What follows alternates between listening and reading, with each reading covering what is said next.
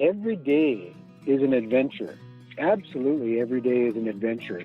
And each day is like a little mini cycle tour in itself. You never know what you're going to encounter, never know who you're going to meet. And I mean, the variables are huge. This is the Adventure Sports Podcast, where we talk to athletes, adventurers, and business owners from around the world of adventure sports.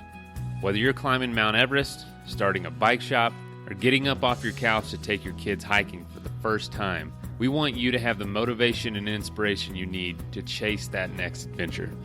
The Adventure Sports Podcast is brought to you by Camp Crate, the leaders in fully planned self-guided backpacking adventures, as well as backpacking gear rental. You can check them out at campcrate.net. So there's this new backpacking food company called Peak Refuel. And honestly, I gave them a shot for my last backpacking trip. Y'all, it was literally the best backpacking food I've ever had in my life. I was so impressed by them that I wanted to reach out and get a deal for our listeners. So if you keep listening to the episode, I'll tell you how to save 20% off an order with them. Hey friends, check out Powder7.com, new sponsor for the Adventure Sports Podcast. I've worked with these guys for a couple of years, and two of my sons have bought their most recent pairs of skis there. What's cool is that while they do sell new skis, they also sell previously used demo skis. And these demo skis come with demo binding, so no need to remount anything. And they are sold for less than half of what you would have to pay otherwise. Great deal, great website, great people. Check out Powder7.com. Hey everybody, happy Thanksgiving. Hopefully you're with family or not neglecting anyone to listen to this show. I know how good the show is, but spend time with family today, have a good time, and catch up with us tomorrow or the next day. This episode features an extremely happy couple who, by their own admission, are older and started their adventures later on in life. They were about 50 when they started doing bike trips, bike tours, and their happiness, their joy about it is just infectious. They make you feel like anything's possible, and I really appreciate their attitude and outlook. And honestly, they're extremely thankful. So we wanted to save this episode for today, Thanksgiving. You'll hear it in their voice, you'll hear it in their demeanor, and we want you all to know that it's never too late to start doing something you never thought you would, and you never know what kind of passions are within you that you might have not discovered yet. So enjoy, let us know what you think, and our contact information is at the end of this episode like always. All right, enjoy the show. Hi friends, Kurt here. Not only Kurt, we have Mason Gravely on as well to help host this show, and I'm excited to get the conversation going with Chris and Heather Hartridge. Now, Chris and Heather have been bike touring for a long time, and I am excited to hear all about their adventures around the planet on bikes, and it's perfect that Mason is here because that's how Mason cut his teeth for adventure, doing bike touring as well. So we're going to have a four-way conversation. Welcome to the program, everybody. Thank you. Hey, good to be here. The thing that was fun, I love it when this happens, a new listener named Samantha Walters contacted us about Chris and Heather and said, I think that these guys should be on the show. And so I contacted Chris and Heather, and they said, now, how did you hear about us? I said, well, from Samantha Walters. And then they said, oh, well, we met her in Nicaragua. And so I love it when this kind of stuff happens because it just goes to show how the adventure sports community is a small world and how much fun it is. And we really appreciate it when guests recommend people to be on the show because those are the best shows ever. Let's kind of just get a feel for who Chris and Heather are. The two of you are retired but traveling on bicycles. Give us a little bit of the backstory. When did you start touring together? We started touring probably early in this century, in the early 2000s. Our daughter was living in a town called Kamloops, about 5.5 hours drive away, and we had mountain bikes already. And I got the bug that I said to myself, I should try riding to Megan's place in Kamloops. And the long story of that short is that we took the next winter to actually plan how we would actually do that cycle. Oh my goodness, 5.5 hours car drive away technically is about 6 days ride. We had never done that. So we started researching online and found out that, number one, the bicycles we had would probably kill us if we just tried to ride that whole way. And over the winter, we bought some wonderful touring bikes that we actually still ride. And the next summer, we rode down to visit Megan. And it was that first trip that seriously got us addicted to the lifestyle of cycle touring.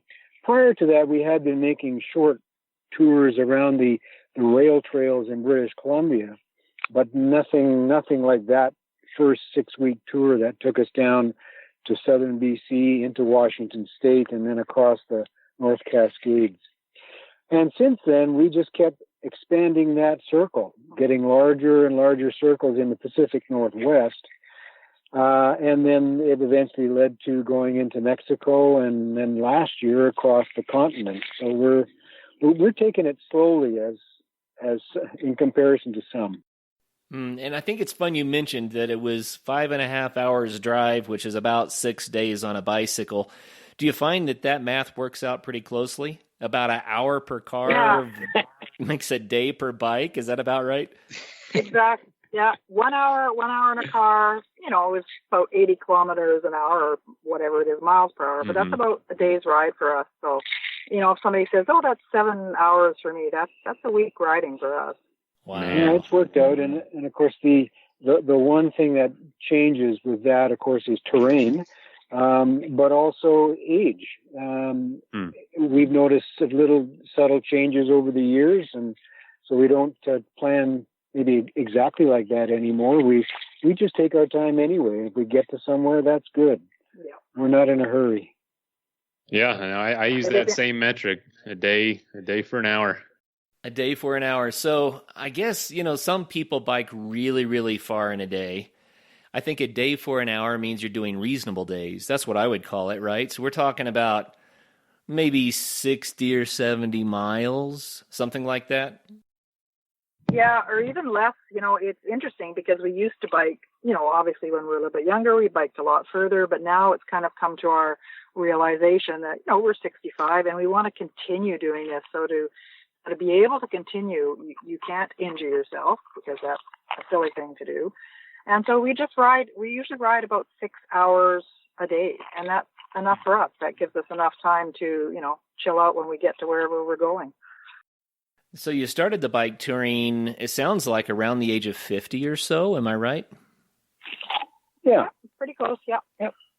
Some people might think, well, 50 is pretty young. I think it's pretty young because I'm 50 myself. But some people might think that, oh, I'm 50. I don't know if I could start something at this point. What would you say to them about that? Don't wait. Do it now. Yeah. There is, we're not noticing a huge change in our stamina, but don't wait.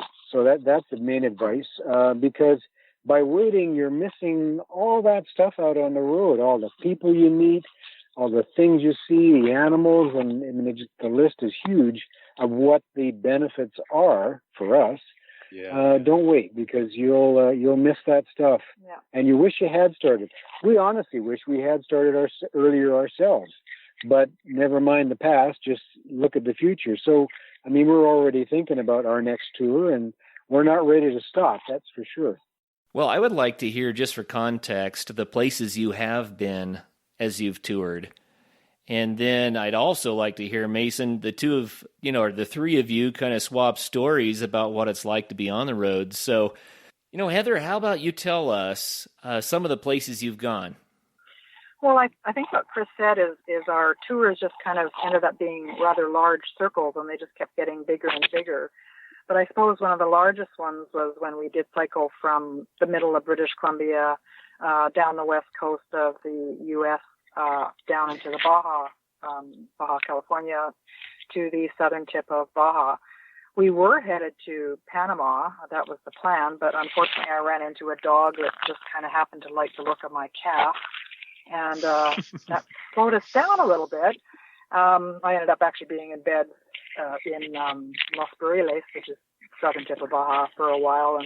But anyways, that was one of the longest trips, and it was absolutely fantastic. I mean, it was just the most amazing thing to be able to ride down the coast of the U.S., you know, through Washington, Oregon, California. I mean, it's absolutely wonderful. And then, of course, going into Mexico was just a whole other thing. So that was one of our trips, which we really enjoyed.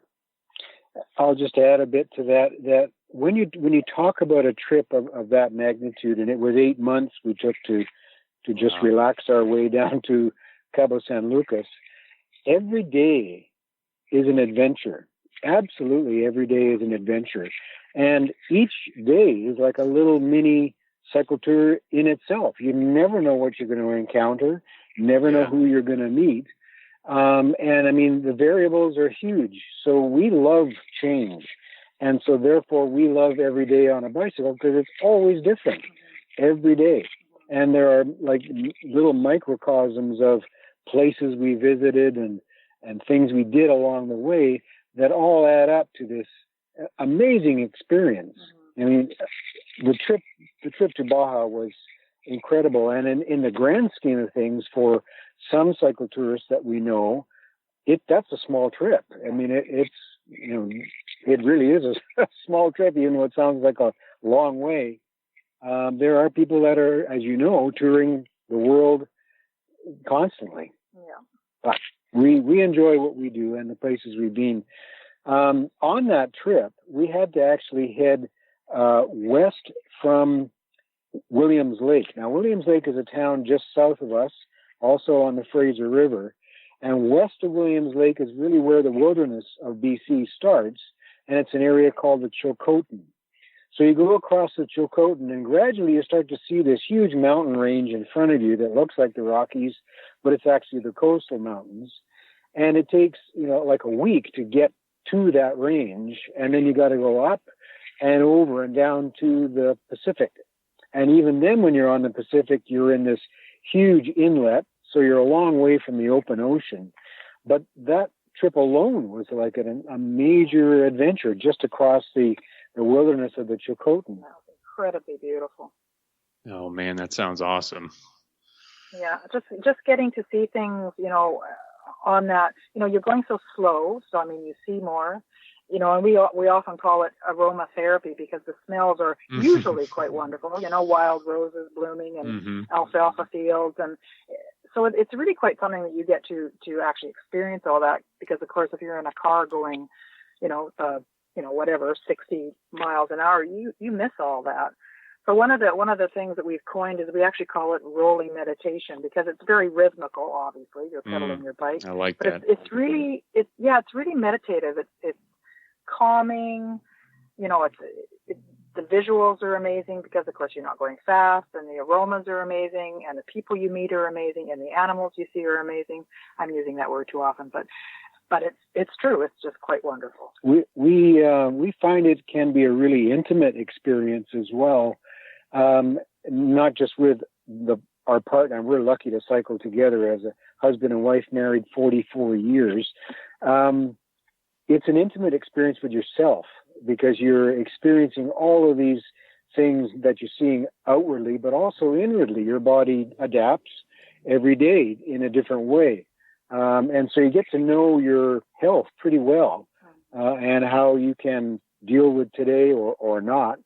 I mean, and that is part of the story with going into Central American countries or even Mexico, and for that matter, British Columbia and places in the States. You can get really sick real quick by drinking the wrong water or something like that. And that changes the whole thing again. But you're out there and you're trying to prepare. So, I mean, the REI and MEC are filled with gear to help you make these trips, but you can have way too much gear because you've got to carry it. Oh yeah. Anyway, so we love the intimate experience, and that's why BC, and for that matter, the Western North America, is so great. some of the cycling in Montana we've done and down into Utah and Idaho and Wyoming, you can't believe you're in these places on your bicycle. How the heck did I get here? Out in the open, and there's animals around. We've passed by wolves and grizzly bears and it's snakes and big rattlesnakes. Yeah, lots and lots. Man, no, it's wonderful. Well, so many. I always have questions about traffic and questions about your saddle, how you manage to sit on it that long, and how much gear you're going to carry, and where you sleep at night, and maybe we could kind of get the rundown on that real quickly to kind of figure out your biking style. But are you sleeping in hotels, motels, in a tent? Oh, no. How do you do it?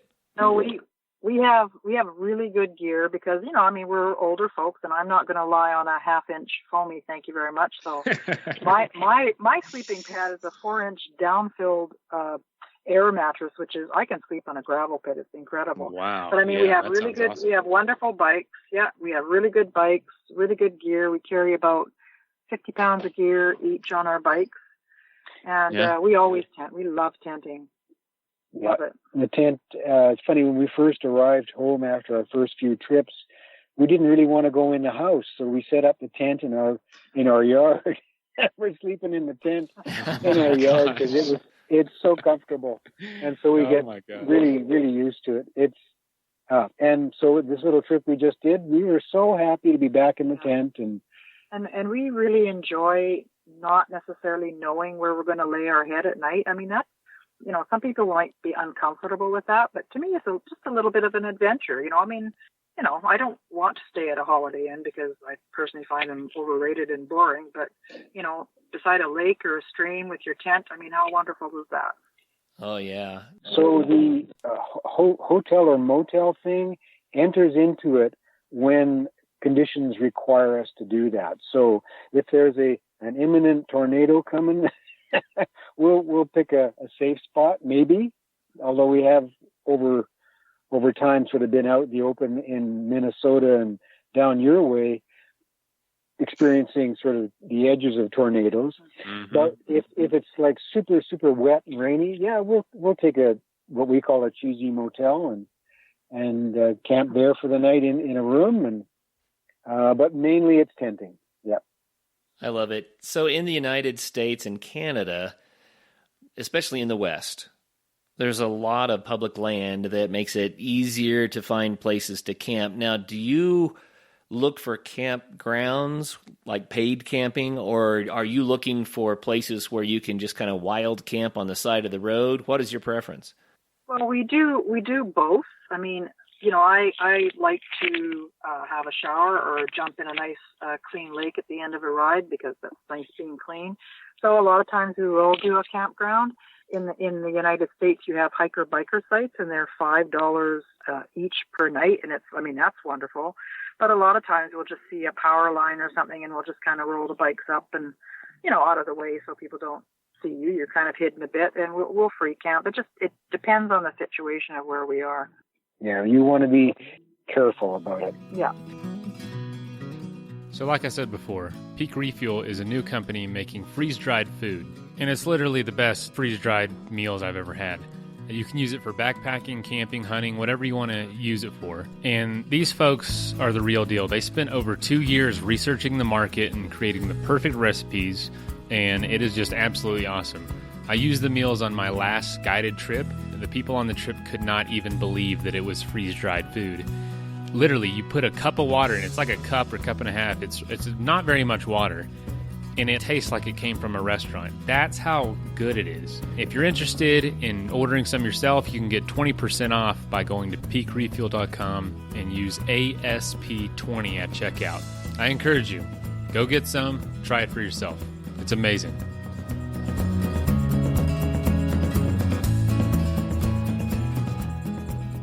This is Colorado nature photographer John Fielder with a great idea for gifting our state this season. Don't get mad at me. My latest Colorado book actually takes the color out of colorful Colorado. Carpets of purple columbine, forests of yellow aspens, and buff-colored herds of elk are rendered in black, white, and gray.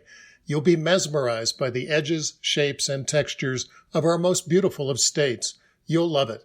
Visit johnfielder.com to see my new book, Colorado Black on White. That's johnfielder.com. I mentioned the United States and Canada, especially in the West, because I think that's easier to do here. Talking to people like in the United Kingdom, they do what they call wild camping, but what they mean is that they wait till sunset and dive behind a bush because there's not a place to legally camp. Yeah, that's stealth camping. Yeah, and then they jump up, before sunrise and move on out, and no one's harmed, no one's the wiser, and it's kind of a fun thing that people know is going on, and I think sometimes that can work. Yeah, and sometimes you just have to do that because, on a bike, someone says, oh, yeah, 4 more miles down the road's this nice campground, but that's not a 4-mile ride in a car. That's 4 miles of work. No. And if it's uphill and it's at the end of the day, you're like, I'm going to find somewhere right here.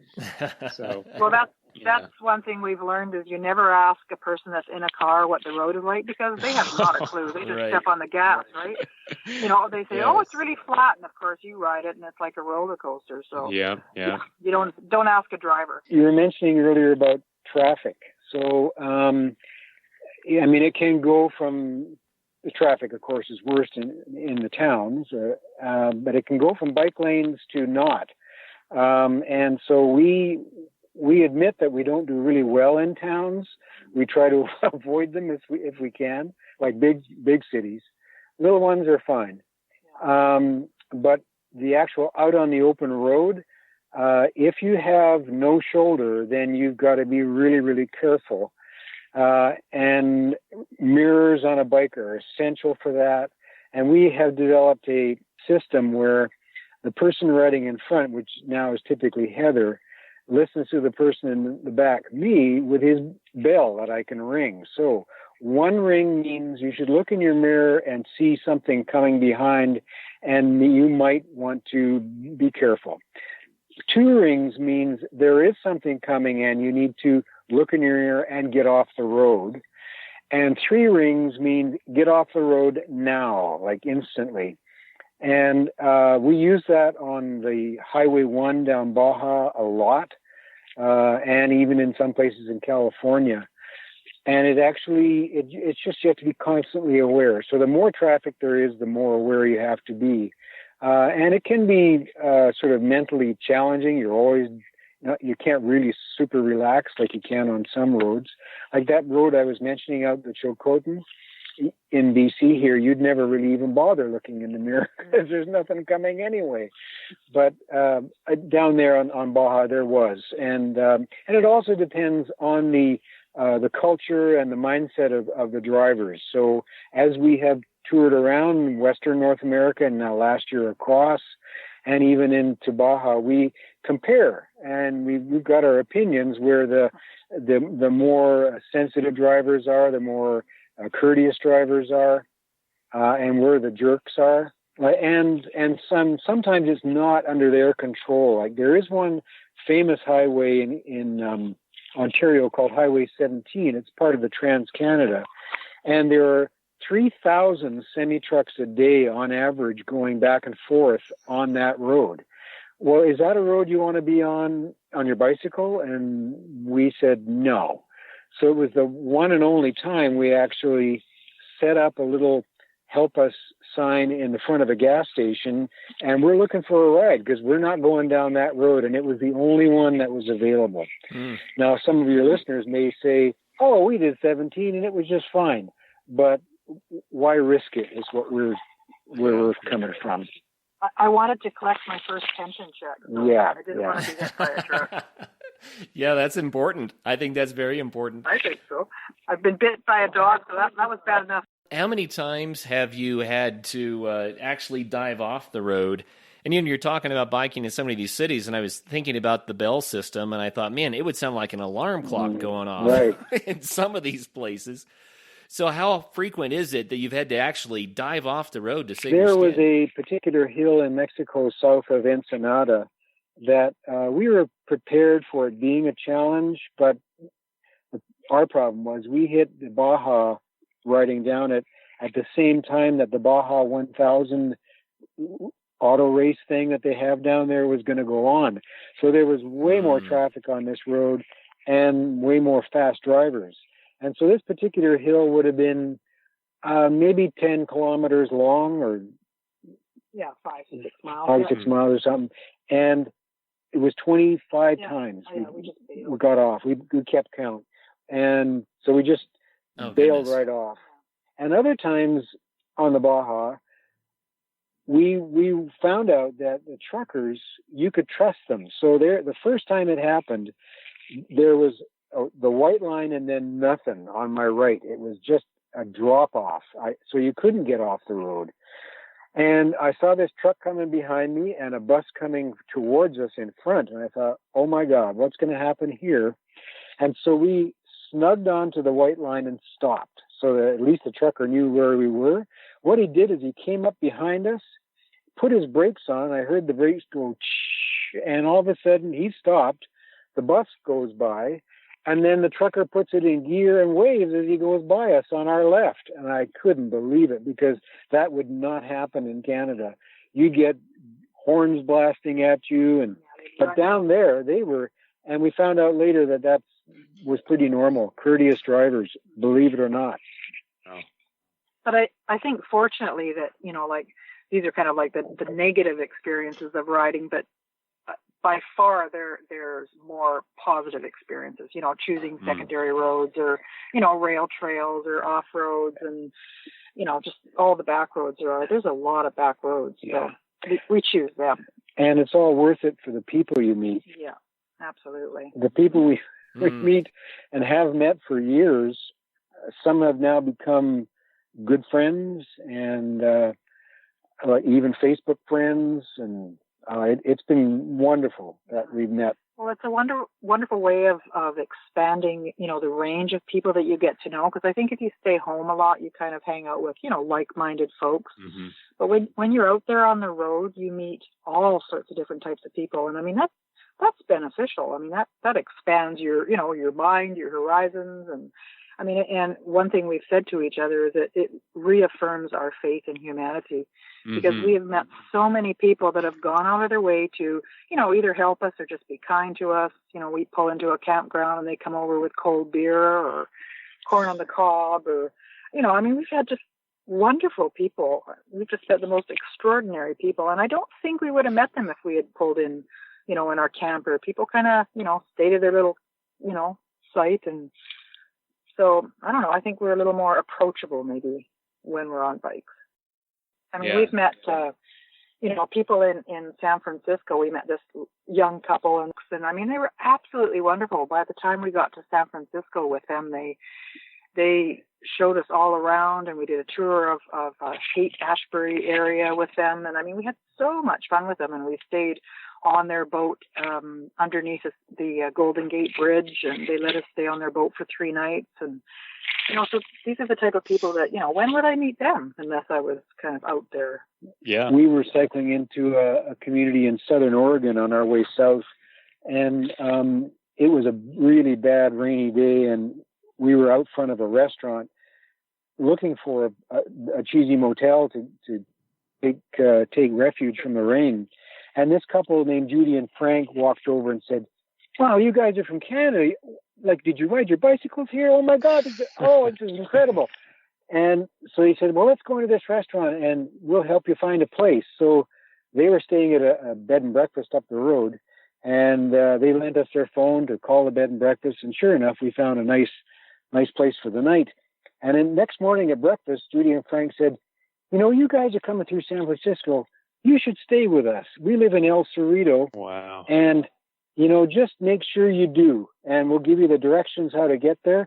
So the next thing, we find ourselves getting off the southern end of the Golden Gate Bridge a few weeks later and taking the BART out to the suburbs, out to El Cerrito. And they wouldn't let us go. We stayed there for a week with these people.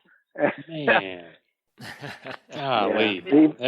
That's awesome. So much fun. Yeah, so much fun.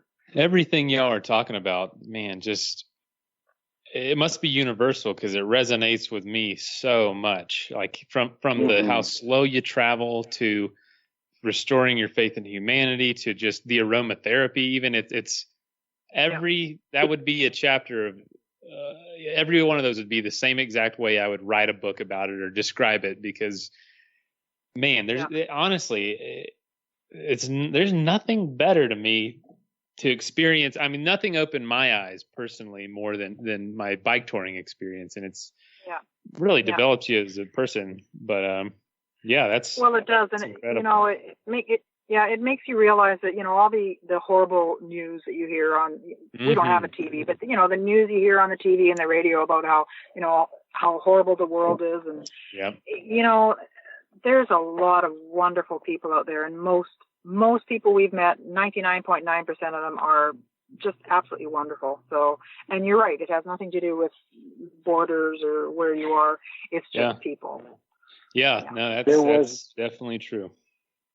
There was one couple in Tijuana when we went south across the border, and they are warm showers hosts, and we can explain what warm showers is in a minute. Mm-hmm. But we had a plan to stay with these folks.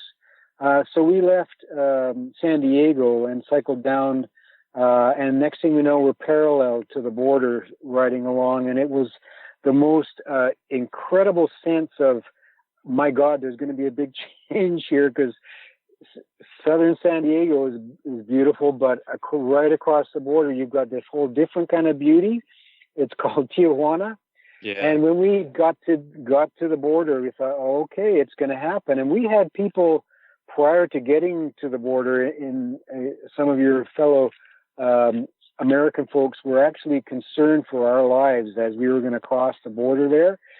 And we walked up this pedestrian walkway and got to the big turnstile where you go through, and Heather got her bike stuck in the turnstile, and a young man with an AK-47 and camouflage uniform on came up and helped her move the bike through. And the next thing we know, we're in this mass of humanity trying to get into Tijuana. We had to do our tourist cards, which we all of a sudden found was just so easy and friendly, and English was spoken, no problemo.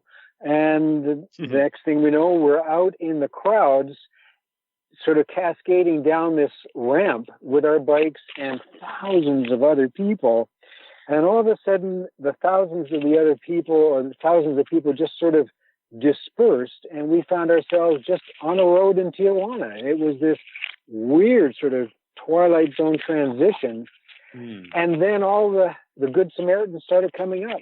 Where are you guys going? And can we give you some help? And so we knew the address we were going to, and a taxi driver said, no, you got to go down this road and up that road.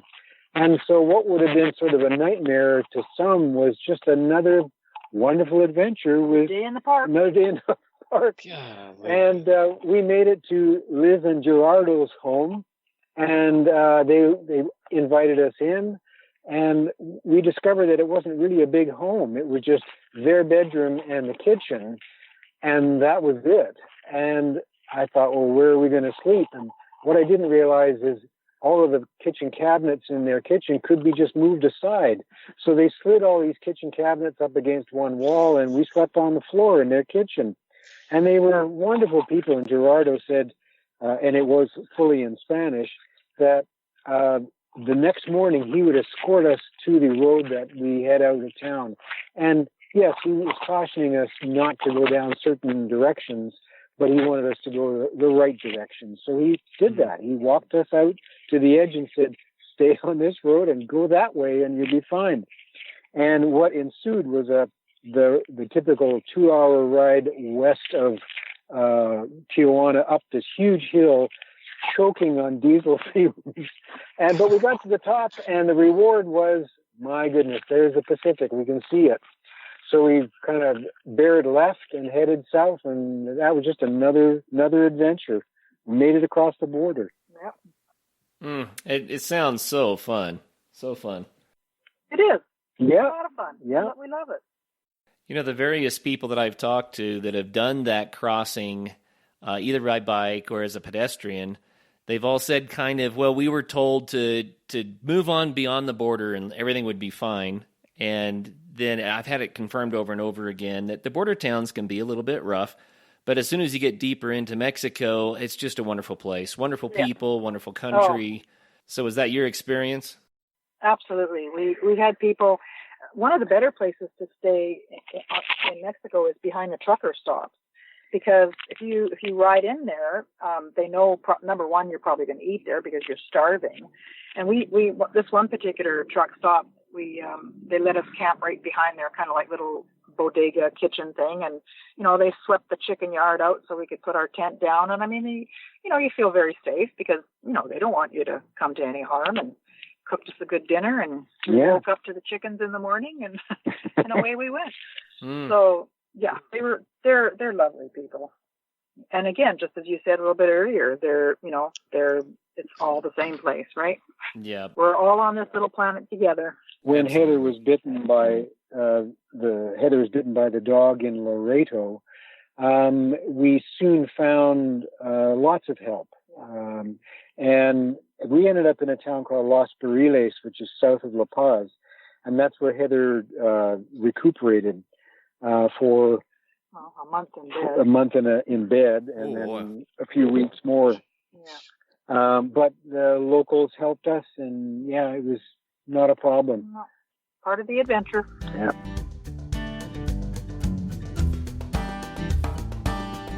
By now, you certainly know who Bent Gate is. That's for a great reason. Bent Gate Mountaineering has been sponsoring the Adventure Sports Podcast almost from the beginning, and we really appreciate that. They've made it possible for all the great shows to continue coming your way. We want to say thanks by reminding you to go to them for your backcountry gear. If you live in Colorado, then just stop by their store in Golden. If not, go to bentgate.com. They have what you need, from the latest ultralight gear to the tried and true classics for climbing, hiking, and camping, like Arc'teryx, Hilleberg, Nemo, Western Mountaineering, and many more. Need advice? They have you covered there too. Their staff are passionate adventurers who can offer help from their own experiences. Bentgate also hosts lots of events and speakers. Check out their website to see the schedule and to see all of their products. Help take care of the Adventure Sports Podcast by getting your gear from Bentgate Mountaineering.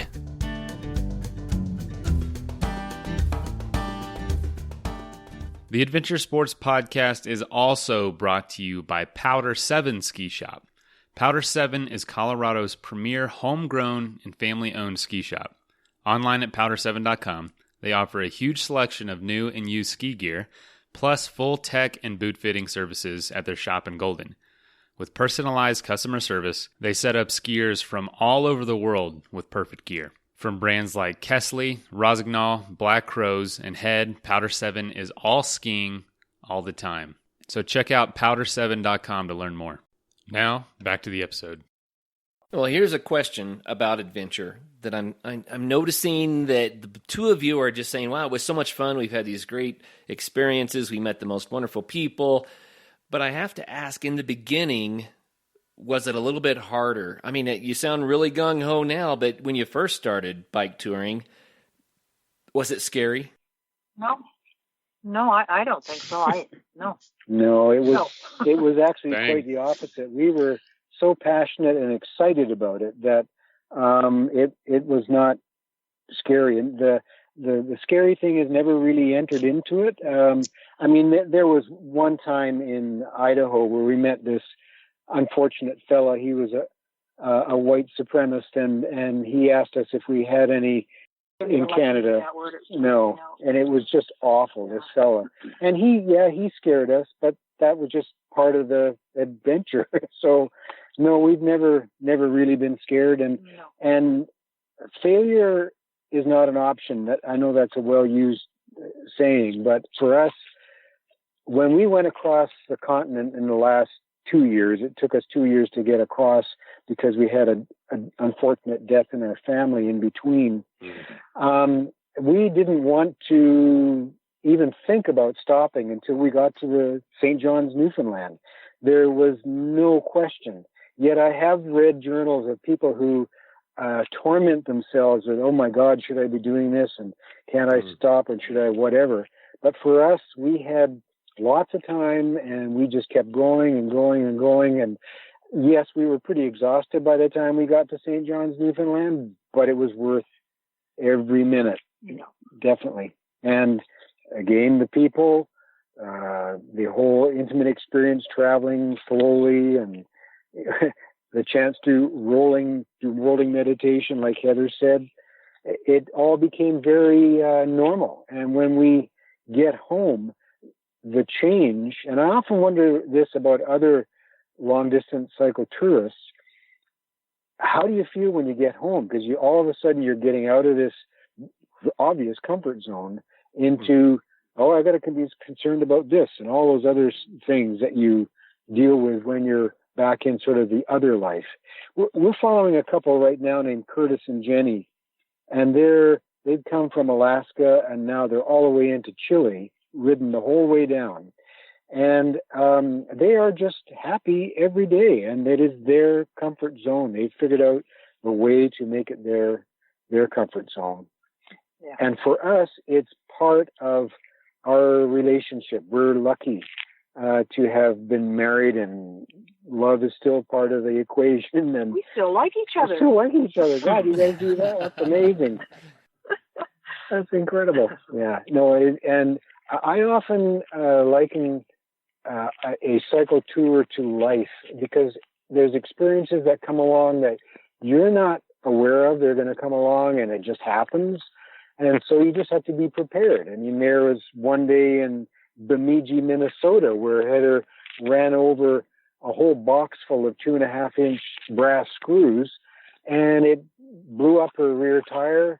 And in the process, we were going quite fast. It screwed up the rear rim. And so all of a sudden you're dead in the water, and along comes a good Samaritan. His name was Greg, who helped us get into Bemidji, and then we got the bike fixed. And it was just one of those things you never expect would happen. There's also some serendipity. Do you have time for one serendipity story? Absolutely. You bet. All right. So coming south through California, you go through the Redwoods, and then you get to an area called the Leggett Hill. And the Leggett Hill takes you from that area where the Redwoods are over to the coast. And the coastline, then you follow it south.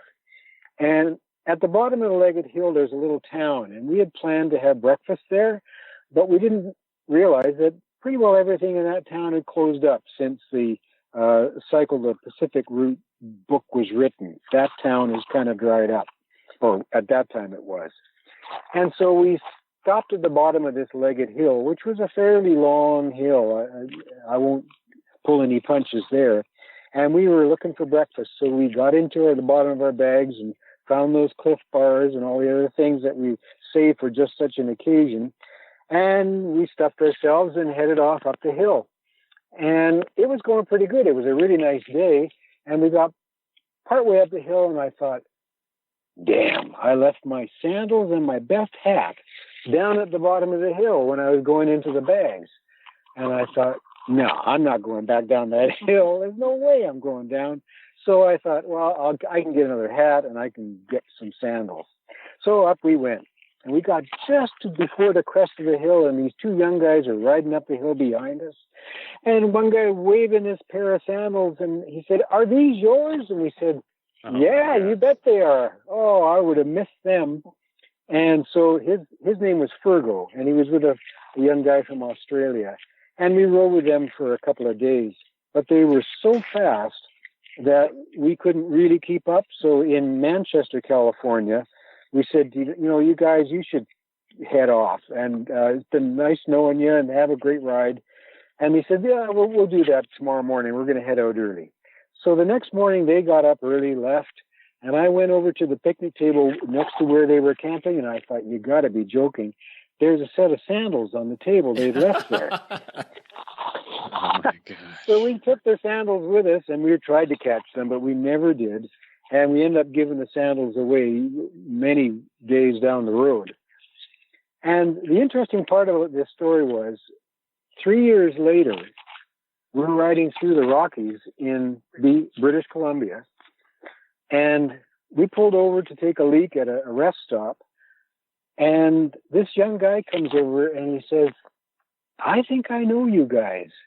And we looked at him. We said, yeah, we think we know you too, but what's your name? He said, my name's Fergal. He said, didn't we meet in California? And we said, yeah, you left your sandals behind in Manchester. And we thought, what are the possible chances in the middle of the Rockies meeting this same guy who we met just by chance in California? And it totally blew us away for the rest of the day. We're riding through the Rockies trying to be cognitive of the whole thing and being careful on the road. And this sort of happenstance meeting of this guy again was wonderful. And that's not the only time. There have been lots of others like that. That is I crazy. call it kismet. Just like a destiny thing that happens to you. It's pretty wonderful. Yeah, again, the darndest things do happen. The darndest things, exactly. Some of the best days, though, are the ones where we get to fly with butterflies or dragonflies. Or horseflies. Or horseflies in the case of Minnesota. Yeah. Yeah. Oh man. No, it's great. We've had well, and we're going to have more trips. I mean, that's one thing about, as soon as we finish a trip and get back home, we start talking about the next one. So I always want to give our guests a chance to share things that matter to them. Do you have something you want our listeners to be sure they know about? Yeah, you bet. There isn't always an opportunity that the inspiration that you can convey in a public storytelling session like we did in Quesnel here. There's a way to raise money for some good causes, and we did that here in Quesnel. We raised money to help purchase more beds for the epilepsy unit in Vancouver General Hospital.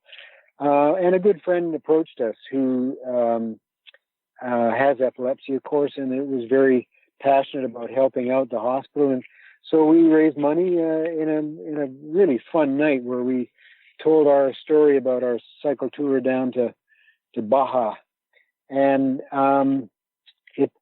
we've met other people on our tours that have done the same thing. They've raised money for all sorts of causes, and it's a great thing because people are inspired and they'll come out and hear the story or even read it online and donate however it's set up. So it's a great thing to do.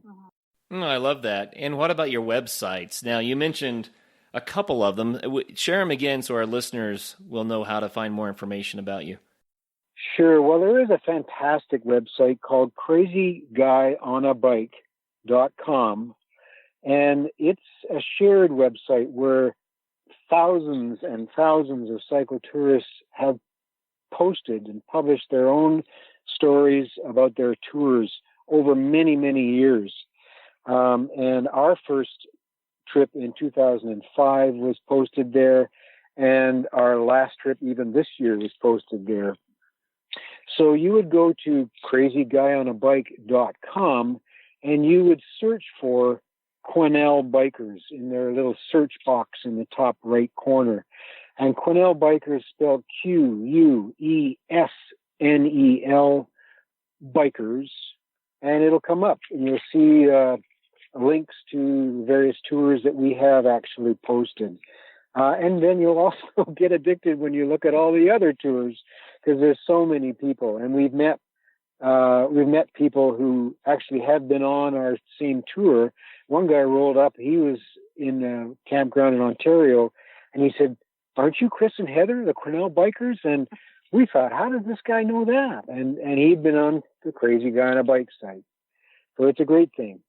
The other site was Quesnel Bikers, all one word, Quuesnel Bikers.com. And that was a WordPress blog that we started last year for our trip to Nicaragua. And it's a great look at Nicaragua before the current revolution. And lots of history of our previous trip in the turn of the century there to Nicaragua. So those are the two websites. So Quesnel, again, is Quuesnel. That's a little tricky, but QuesnelBikers.com. Yeah. Fantastic. Yep. Well, I have two important questions that I've got to ask. And I'll ask one, then Mason, I'll let you ask one, and then I'll come back to the other one. But you mentioned being married and still loving each other. And you sound so joyful to be doing what you're doing together. It's an angle on adventure sports that I rarely get to talk about. Do you think that your common shared interest in biking is part of the reason why your marriage has been so good? Or would you say the marriage would be great either way? Well, I would say our marriage would be great either way. But I think we're very fortunate that we do, because you do see a lot of guys out there riding. You don't see a lot of 65-year-old women out riding. I think I am a bit of an anomaly, but that's okay. I don't really care. So it adds to it, but no, we're just happy. We're happy anyways.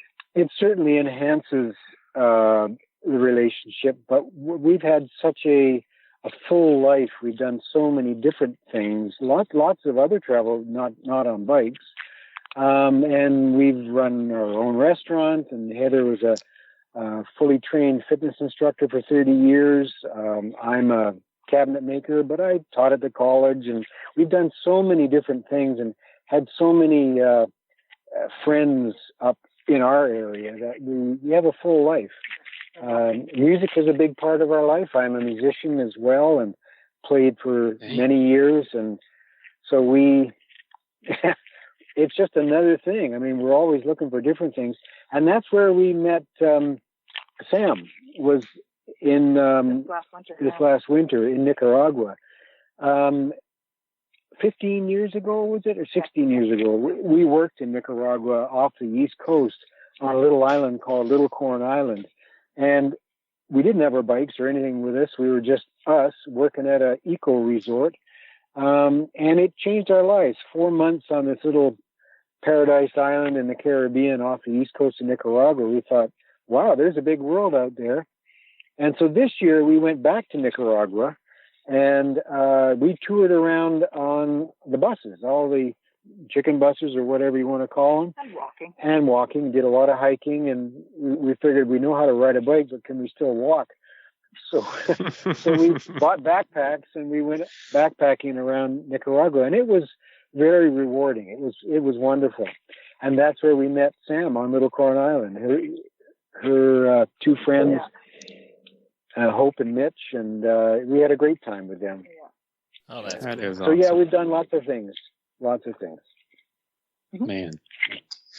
So you mentioned you had all kinds of stuff you've done before, and you wish you would have gotten into this earlier. And you did mention you have a daughter. Do you have any more kids? Or yeah, we have 2 kids. Yeah. 2 kids? Our son's 36 and our daughter's 33. Okay. Yeah, and that happens, right? You have a family and you kind of... Yeah, it happens. It is interesting, though. But I think it's a common thing that people just, you get a house, you get a car, and blah, blah, blah. You do all that stuff and work, and you accumulate all this stuff around you. And then you realize that instead of it being freeing, it's actually a bit of a trap. Not that I, don't like our house or anything, but, you don't have to do that. You can choose different paths. So, when we had the ability and the freedom to do so, we decided we needed to get out there and, see some different things, meet some different people. Do you wish you would involve your kids with bike touring now that you know the joys of it? Would you ever see yourself doing that? Oh, I would love to, and it's kind of fascinating. Both our kids are, of course, and it's an age thing, but they're both real techies, right? So they're attached. I mean, our daughter works at a private art digital art school, very techie, and our son is a online techie guy, and so they haven't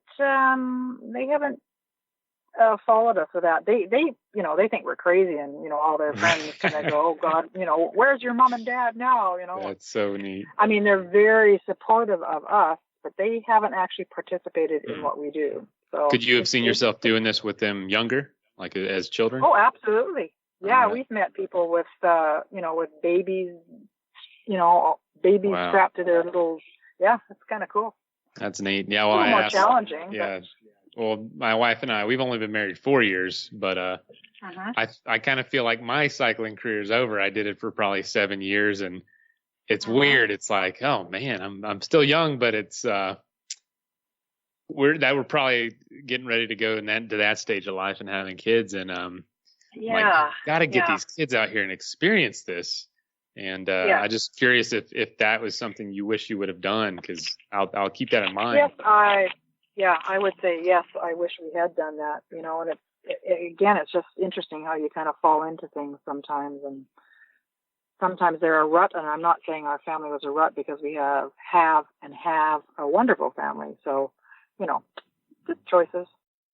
Yeah, I have a question about biking versus hiking. You mentioned that you were taking the chicken buses and backpacking around Nicaragua. I have heard so many people say that when you're on a bicycle, it's kind of the get to know people for free card, to make the reference to Monopoly, the get out of jail free card, that people see the bike and they say, whoa, these people have biked here. I want to talk to them about that.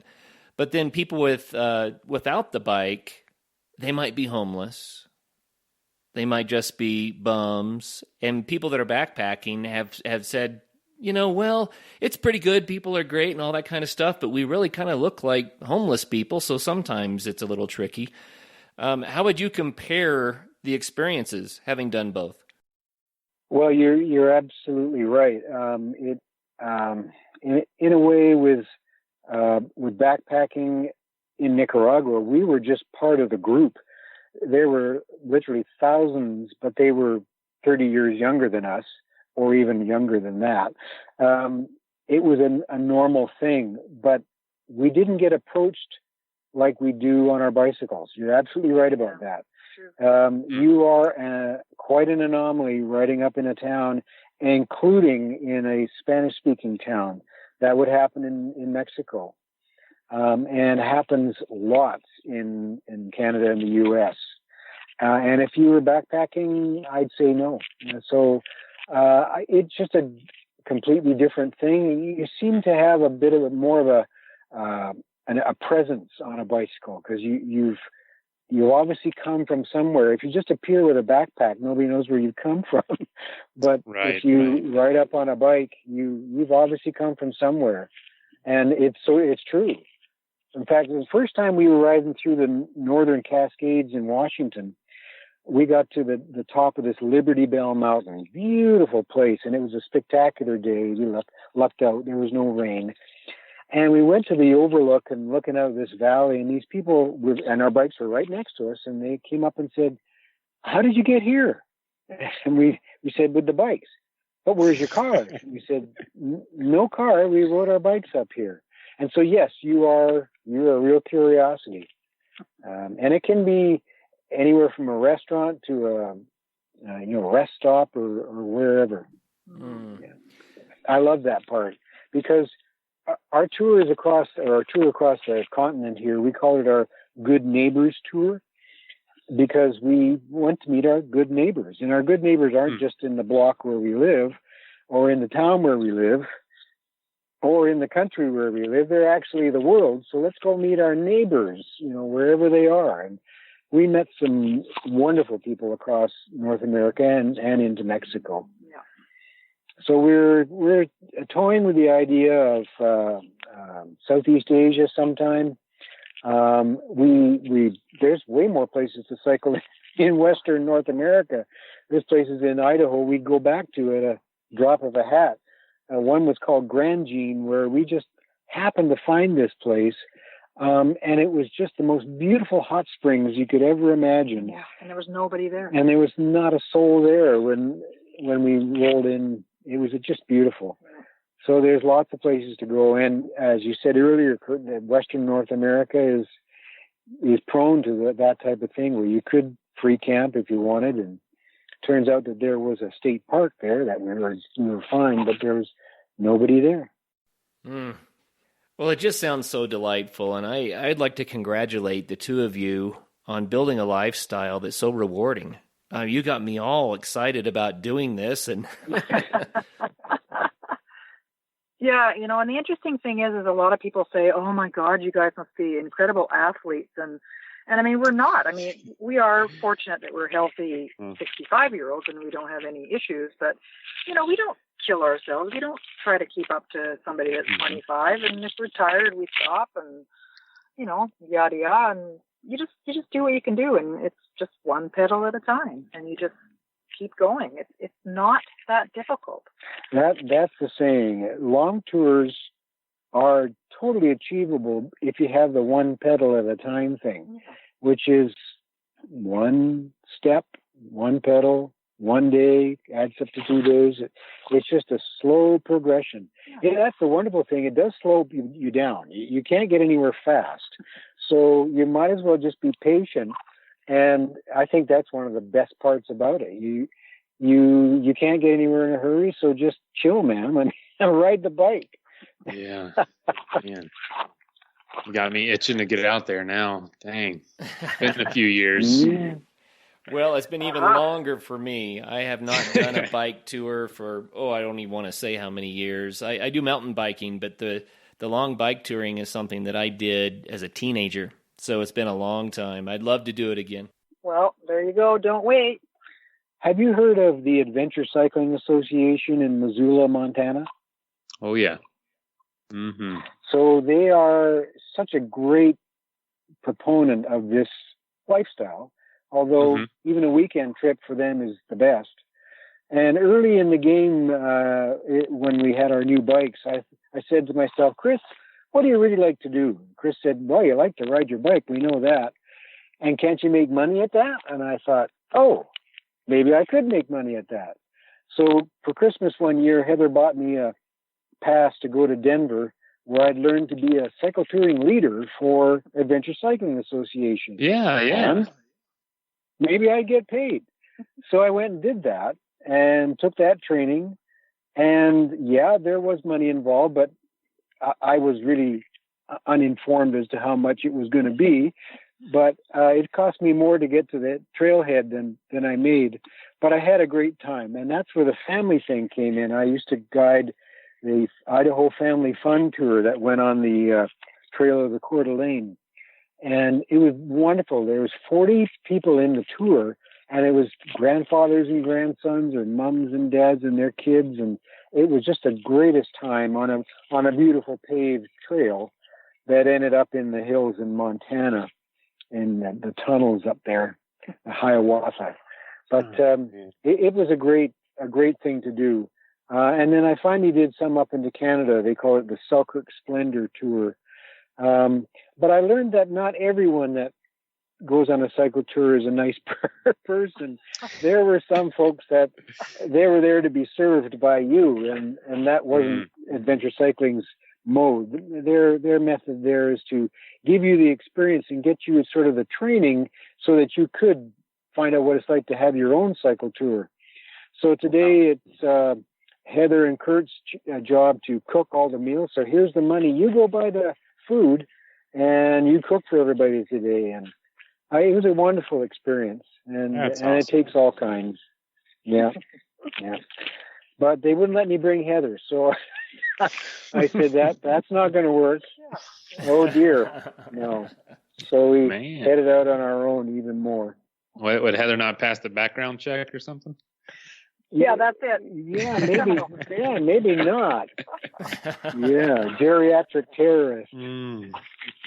That's funny. No, it's a great organization. I've had the pleasure of doing a handful of their routes, and man, I've always wanted to bike through and get my picture taken. You know how they do that? Oh yeah. Put it on the wall, put it in the yearbook. That. Oh, that's awesome. Yeah, we did that. That was fun. Yeah, when Greg Sipple was taking the pictures, we were through there, and it was a neat place to go. We've been there a couple times because that area is one of the most wonderful areas. From there down to Yellowstone, it's incredible. We went a wonderful adventure through Wisdom, Montana, and down to Dillon and Virginia City. Great places. I was just there over this weekend, and not on the bike, on the car. But we went up to Yellowstone for the first time together, but didn't make it as far as Missoula. Would love to. Oh, yeah. Riding through Yellowstone is phenomenal. Just because of the smells, it's pretty neat. Oh, and riding through herds of bison, that was pretty cool. Oh, I bet. You know, everyone's in their protective car, and we're on our bicycles, and I'm on a because my bike is pretty fat by the time it has its panniers on it, and I kept thinking I might look like a female bison, and it was rutting season, so I was like, oh my God. I was a little nervous. That's funny. Yeah, I'd go back there. Yeah, that was cool. Yeah, that was great. Neat. There were quite a few of them out this past weekend. We probably saw 20 or so tourists or bike tours just really in the Yellowstone Grand Teton area. And man, good time of year. It was nice and warm, not at night, but golly, there's Kurt, you got to get back out there, man. There's no better way to see it. I agree. It sounds fantastic. Well, Chris and Heather, thank you so much for taking the time to share with us about this amazing bike touring lifestyle. Like I said, more power to you. Fantastic stuff. Oh, thank you. Kurt, it's our pleasure. Very much our pleasure. It's been fun. Well, Mason, why don't you close us out? All right. Well, thank you guys for joining us, and get out there and have some fun. Right on. Nathan, it was good to talk to you, and it feels like kinship. The cycle touring talk here was good to hear from you as well. It was comforting for me too, so thank you. It's definitely you can feel it when someone's speaking that like just this wave of nostalgia while we're talking. I love it. So it's been a while since I've talked to people who understand that. So thank you. All right. Oh, you're welcome. All right. So we know that you're going to tour again for sure. Oh, absolutely. Yeah. We'll see you in BC when it's not smoky. All right. Yeah.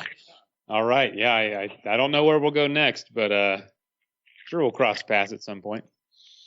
I'm sure that'd be lovely. All right. Well, thanks everyone. You're welcome. Thank you, Kurt. It's been great. Hey, thank you so much for listening. If you know somebody that would make a good guest on the show, or if you have a pretty cool story about the outdoors or adventure sports that you want to tell us, please call us and leave a voicemail at 812-MAIL-POD. That is 812-624-5763. You can also send us an email at info@adventuresportspodcast.com. Again, it is always helpful to leave us a review on iTunes. And if you'd like to be a supporter of the show, you can give $5 a month at patreon.com/adventuresportspodcast. And links for all that stuff is also in the show notes. So thanks again for listening. And y'all get out there and do something so you can be on the show one day. All right, later. Don't forget, if you want to save 20% off the best backpacking food you're ever going to eat, go to peakrefuel.com and use ASP20 at checkout.